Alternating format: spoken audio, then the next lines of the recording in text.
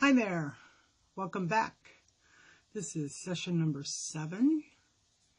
Session number 6 was called excavation, and we talked about using a teaspoon to dig into our background and figure things out versus using a digger thing or a backhoe.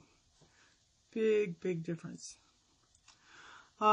This time our message is called steps. Quietude and joy and contentment are all inside jobs. At first, you have to do them all on the inside, and then they start to show up on your outsides. So we need to be mindful of our thoughts. Since it's an inside job, no one can do it for you, and you don't need anyone's permission to do it. If they think that it's weird that you want to do this thing, then that will be their loss. Now on Bree's book, I Am Thriving, on page 90, she talks about solitude and how it fosters clarity. And to foster clarity, you need to lean into it. You need to know what triggers you, what sets you off, what makes you sad or mad or angry or whatever emotion it is that you're feeling. And then she talks about activating your process of elimination, removing anything that doesn't fit where God is taking you. Where your treasure is, there will your heart be also. And I want to say too, to use your quiet time to review your life from the beginning. Every event is a building block. Use your quiet time to polish up your rough edges. Now, here's some tips. Don't be afraid to feel the grief that you feel, or the pain that you feel, or the anger, or the shame. Sit with it for a time, and then kick it out. Now, guilt is an emotion that we feel from something that we did. And shame is an emotion that we feel because we believe it's who we are. So I want to talk to you about a study that I heard once, and it was one of the best pictures I've ever heard of. And it was talking about the difference between baggage and luggage. So we cannot go forward to the future, to the place where God has for us, hauling all of our baggage because it won't fit. And it was Graham Cook who said this. He said that baggage in your life is what the enemy of your soul has packed for you. Someone else has packed it for you. They put all this junk in these bags, and it's just, you're overloaded and you can't possibly fit through the gate. Luggage, on the other hand, is something that is lovingly packed for you, placed appropriately, and placed so that it's easy to carry.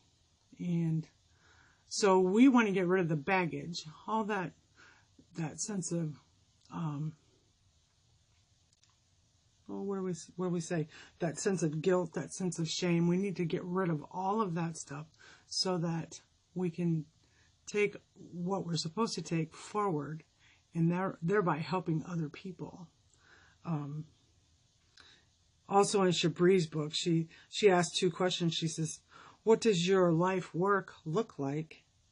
And who or what is depending on your life's work? So if you can look forward to your life's work, you know that this baggage that's behind you, the stuff that you have to excavate and get rid of, that's what's holding you back. And it's also holding you back from helping out those that you're supposed to help. So I want to say, don't try and work on everything all at once, but also don't fear the process, and remember that there's no time limit. Embrace that process, do it fully, whether that means grief or happiness or sadness, or whether it means crying or laughing or whatever that means, embrace that process. And remember your goal, that there is something that God has called you to share in the world. And it's important that you get yourself straight so that you can help others to get straight. So those are just some of the steps that you're gonna have to look at as we go. I do have a couple of questions for you. I'd like you to consider these. Are your wounds, the wounds that you're nursing, the wounds that still hurt you and still weigh heavy on your heart, are those wounds that you did to yourself, or were they wounds that someone else did to you?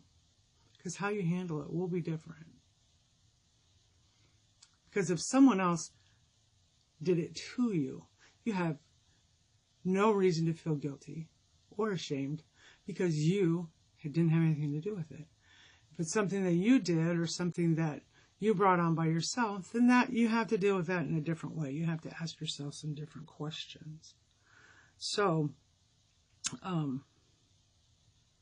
that's the most important question, I think. You have to decide, figure out whose problem is this? Is it yours? Or was it caused by someone else? I know that in my life, most of the issues that I had growing up were more or less whiplash from things that were done to me. And there was no one that was either aware that they were going on or no one that knew how to handle what was going on. And back in that day, a long time ago, they didn't handle things the way they handle them now. They taught things completely differently, and kids were to be seen and not heard. And so all that stuff was allowed to go inside and fester. So part of the digging is to go in there and find what wants to grow, what wants to fester, what wants to tear you apart, what is in that baggage that is so awful and heavy and hard and unwielding and is not going to let you go through the gate. I spent a lot of time what I thought was healing, and it wasn't really healing, because what I was doing was I was going through the baggage, but I was moving stuff around. I wasn't really getting rid of it. I was moving around. And when you move that stuff around, it just makes more room for more stuff. So I filled it up with more junk. So when I came to the realization that there was luggage that's properly packed and it only has in it what you need and that you can carry it, that was a huge thing. So today's lesson is just going to be to sit down and ask yourself these questions. Whose baggage is it? Who packed it? Someone who loves you, packed it like proper luggage, or someone who can't stand you that just wanted to see you fail? Figure that question out, and that's where we'll start. And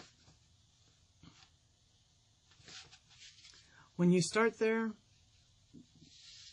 then we'll just keep going from there.